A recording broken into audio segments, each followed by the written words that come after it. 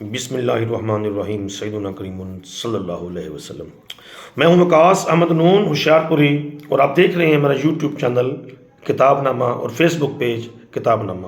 کتاب ہے کتب سے تلاشی زندگی، مصنف ہیں اس کے طارق بلوچ صحرائی، صفحہ نمبر 59 سے پڑھنا شروع کریں گے۔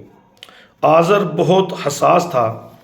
حساس لوگوں کا ایک المیہ ہوتا ہے، انہیں خشک جھیل کی سہمی نمی اور گھونگے کی فریاد بھی دکھی کر جاتی ہے۔ نظر انداز کیا جانا ان کی موت ہوتی ہے۔ ان کو وہ سکھ بھی دکھی کر دیتے ہیں جو سب کے نہ ہوں۔ انہیں کٹے ہوئے سبز درخت اور ان پر اجڑنے والے گھونسلوں پر ماتم کرنے والے پنچھی راتوں کی نیند اڑا دیتے ہیں۔ وہ کہتا تھا جب سے انسانیت کو زوال آیا ہے اب مہمان نہیں رہے، ملاقاتی بن گئے ہیں، دوست نہیں رہے، کلائنٹ بن گئے ہیں، رشتے نہیں رہے، بوجھ بن گئے ہیں، لوگ اچھے برے نہیں رہے، منافق بن گئے ہیں، کردار اچھے برے نہیں رہے اور بے کردار ہو گئے ہیں۔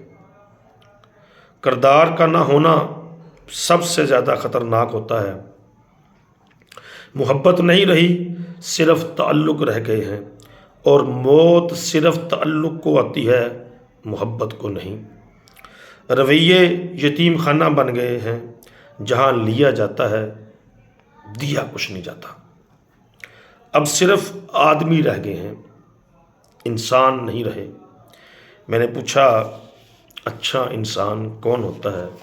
کہنے لگا جس کی یاد دعا کے ساتھ آئے، جس کی تسلی میں شفا ہو۔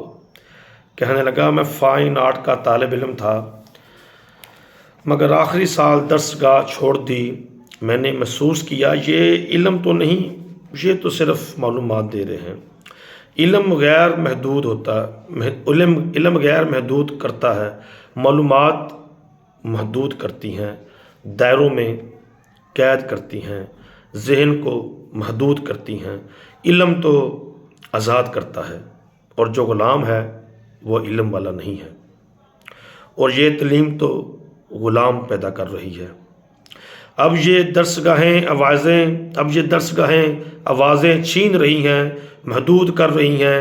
آوازیں چھیننے والی اور سوال کو دفن کرنے والی درسگاہیں علم و دانش کی قتل گاہیں ہیں۔ یہ حابیل پیدا کر رہے ہیں، اگر تم حابیل بنو گے تو قابیل پیدا ہونے شروع ہو جائیں گے۔ کہنے لگا فطرت کے ساتھ رہو، فطرت کا کام ہی نوازنا ہے۔ فطرت سے دور رہنے سے خوبصورتیاں روٹھ جاتی ہیں۔ خوبصورت لوگوں کو سفر میں رہنا چاہیے، جیسے تتلیاں ہمیشہ سفر میں رہتی ہیں۔ جگنو فطرت کا نمائندہ ہے، طریقی جتنی بھی گہری ہو جگنو کو محدود نہیں کر سکتی۔ اسے بچوں کے کہکے، پرندوں کے نغمے، کوئل کی کوک، برف کی شال اوڑے پہاڑ اور بارشوں کی بجتی شہنائی بہت پسند تھی۔ وہ کہتا تھا زندگی کے تالاب میں خوشحالی کی گونجیں آئیں نہ آئیں، مگر خوابوں کے ہنسوں کو ضرور تیرنا چاہیے۔ بلندیاں صرف ہمالیہ بنانے والے کے آگے جھکنے ہی سے ملتی ہیں۔ دھیان ہی میں گیان ہے۔ پھر آسمان کی طرف دیکھ کر بولا دھیان ہوگا تو گیان ہوگا۔ جب ہم ہر شے میں فائدہ ڈھونڈنے لگ جاتے ہیں اور قیمتی ہونے کا معیار صاحب مال و زر ہونا ہی ہو جائے تو زندگی کا سارا رومانس ختم ہو جاتا ہے۔ اپنا حق خوشی سے دوسروں میں تقسیم کر کے مسکرا دینا، اس سے بڑا رومانس کوئی نہیں۔